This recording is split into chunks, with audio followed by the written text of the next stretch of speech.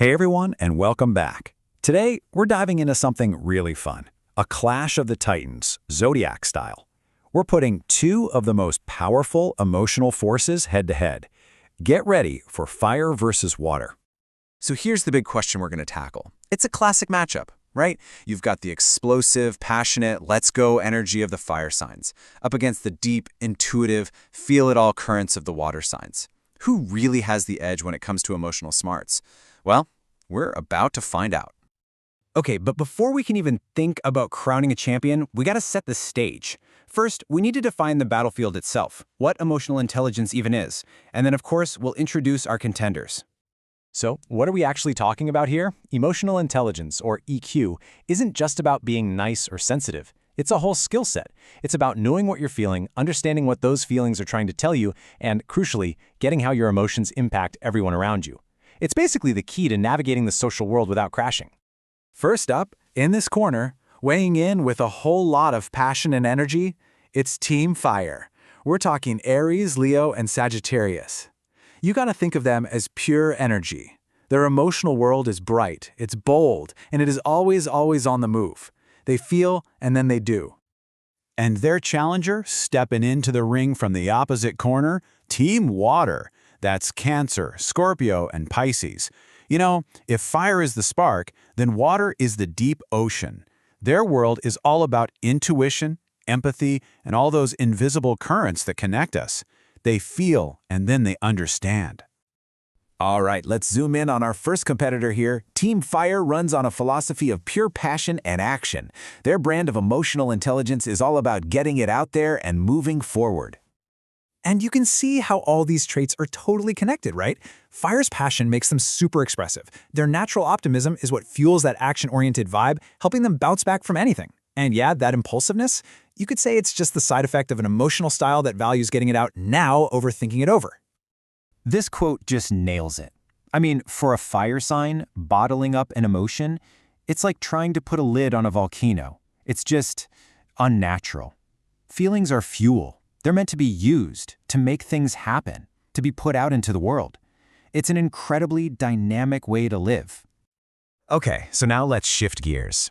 We're moving from that blazing fire to the deep, quiet well. Team Water's strength isn't in some big, explosive action. It's found in their incredible sensitivity and profound understanding. For Team Water, it's all about intuition. These signs are absolute masters of perception, picking up on the tiny emotional signals that everyone else misses.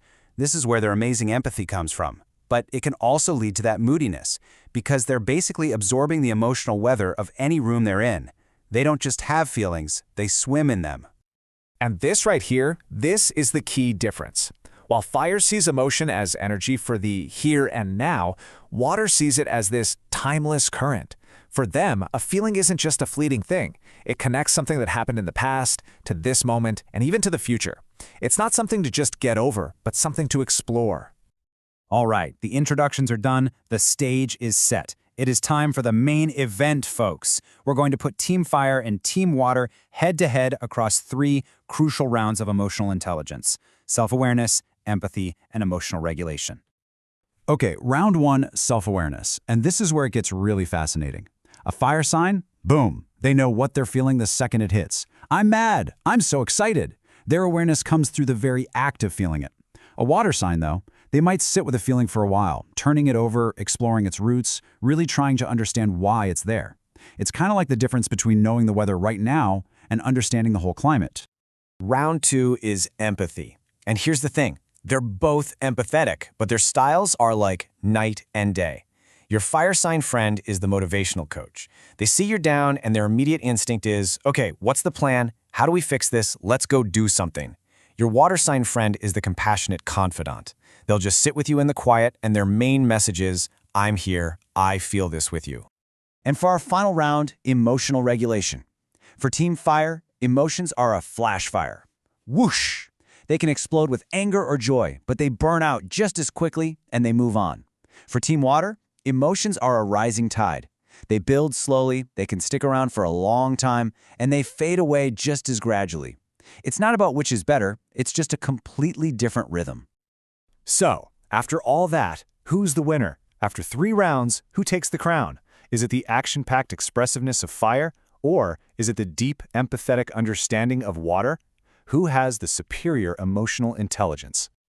And the big reveal is that there is no winner. You might have seen this coming, but the whole point is that this was never about one being better. Fire and water represent 2 totally different, equally valued, and frankly, equally essential forms of emotional intelligence. They're really just 2 halves of a whole. And you can really see why when you look at this final scorecard. Fire's passion is an incredible motivator, but the flip side is that impulsiveness. Water's deep empathy is a true gift, but it can sometimes dip over into being oversensitive, you see? In both cases, their biggest weakness is just the other side of their greatest strength. So what's the big takeaway here? It's that the highest form of emotional intelligence isn't about being on Team Fire or Team Water. It's about finding that balance.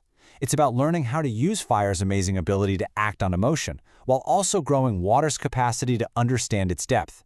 It's knowing when to be the fire and when to be the tide. So I want to leave you with this question. Which element really shapes your emotional world? Are you more of a flash fire or a rising tide? And remember, understanding your natural style isn't about putting yourself in a box. It's more like getting the user manual for your own heart, so you can start finding that powerful, intelligent balance for yourself.